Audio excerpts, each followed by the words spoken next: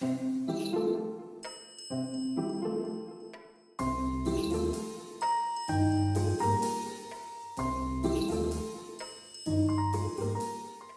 moi, on peut pas transmettre tant qu'on... Tu l'as pas intégré quelque part. Ouais, il faut intellectualiser ce qu'on fait pour pouvoir le transmettre. La transmission, ça fait partie des valeurs importantes pour moi. Et donc c'est un moyen de nourrir cette transmission. Bien sûr. Que de faire de la recherche et... De la théoriser pour la proposer à d'autres personnes. Ouais, tout à fait.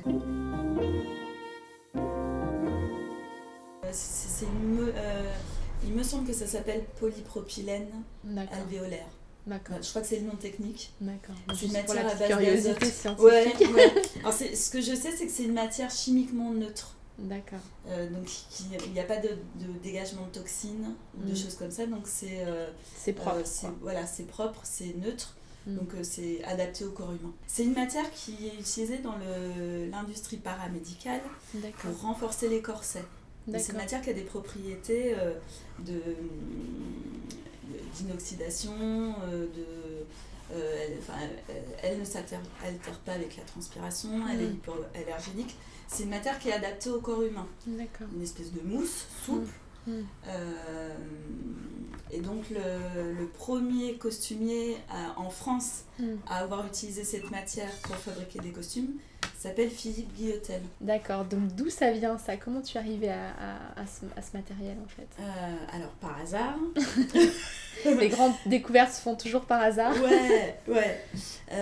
Moi j'ai pas fait d'études et j'ai repris une formation. Donc j'ai arrêté mes études, j'ai un peu voyagé et j'ai repris une formation en couture. Je savais pas du tout quoi faire. Et j'ai atterri, j'avais un stage en entreprise d'1 mois à faire. Et j'ai atterri par hasard chez un chef costumier qui s'appelle Nicolas Harlet.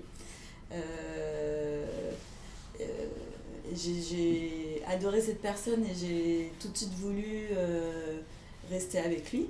Et à l'époque, il fabriquait des choses en cuir. Il était prof aussi déjà pour l'AFDAS. L'AFDAS.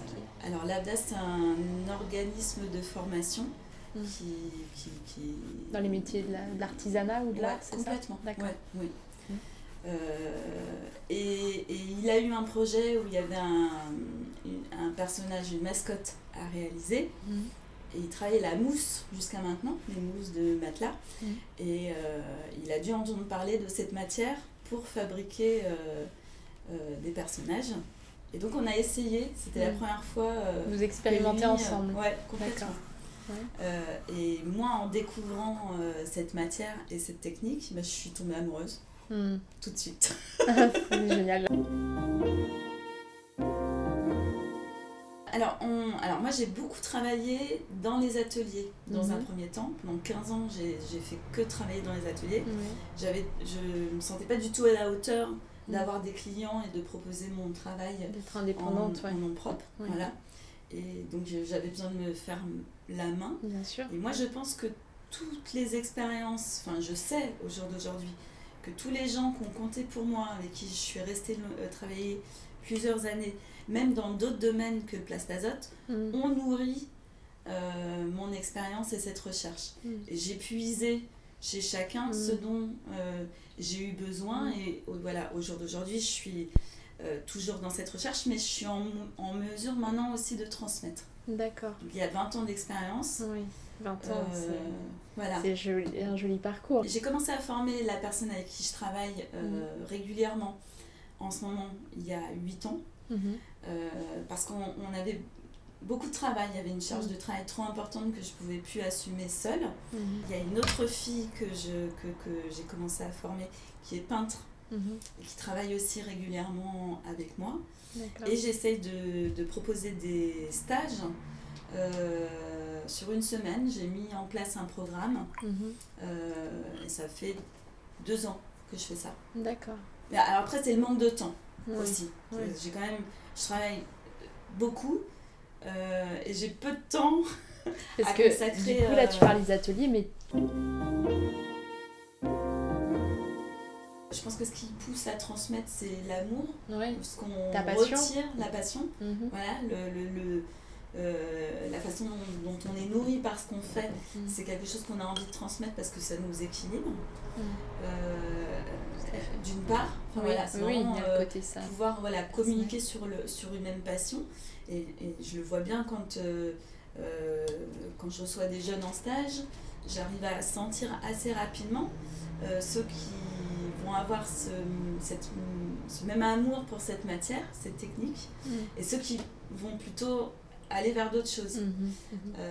Donc on sent les connexions, comment les gens sont construits, est-ce qu'ils ont l'état d'esprit pour travailler cette technique de cette manière ou pas, parce qu'on peut travailler aussi cette matière en utilisant d'autres techniques. D'accord, il y a plusieurs techniques. Mais finalement tu as inventé ta technique, on peut dire ou pas? C'est difficile à affirmer. Ouais, voilà, oui. Alors j'ai pas inventé quoi que ce soit, j'ai pas fait de découverte scientifique. Par contre, encore une fois, j'ai puisé.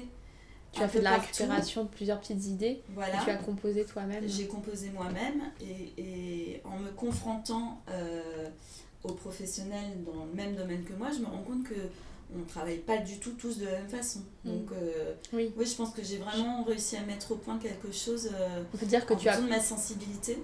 J'ai trouvé les bons ingrédients qui me correspondaient. D'accord. Et ces ingrédients-là ne correspondent pas à tout le monde. On peut travailler la même chose avec d'autres, en utilisant d'autres outils et arriver au même résultat. Je pense que c'est vraiment personnel, c'est en fonction de sa sensibilité. D'accord. Donc c'est important aussi dans ma transmission.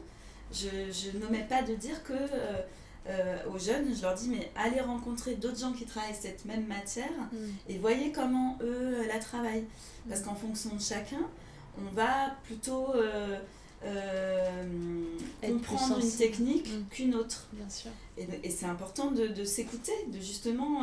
c'est comme ça qu'on fait avancer les choses finalement. C'est en respectant ce qu'on est, on va dire... En s'appropriant aussi. En s'appropriant les choses complètement. Alors récemment, je pense que ce qui m'a permis, j'ai toujours eu un problème avec la légitimité, la confiance en soi, parce que n'ayant pas fait d'études, ayant suivi des chemins de traverse, j'ai eu beaucoup de... Enfin, j'étais confrontée à mon propre jugement. Et l'année dernière, j'ai travaillé sur le film de Luc Besson qui va sortir cet été. Et je pense que d'avoir cette possibilité que mon nom ait été transmis aux chefs costumiers, de les avoir rencontrés, qui m'ait fait conscience, qui m'ait laissé monter mon équipe, travailler dans mon atelier pour ce film, ça m'a légitimisée. J'avais refusé une première fois de travailler pour l'atelier qui faisait les costumes pour Besson. Parce que j'avais trop de travail à ce moment-là. Et quelques mois après, je me suis retrouvée sans travail. Et le fait d'avoir osé les rappeler en disant finalement, tu as encore du travail pour moi, je suis preneuse.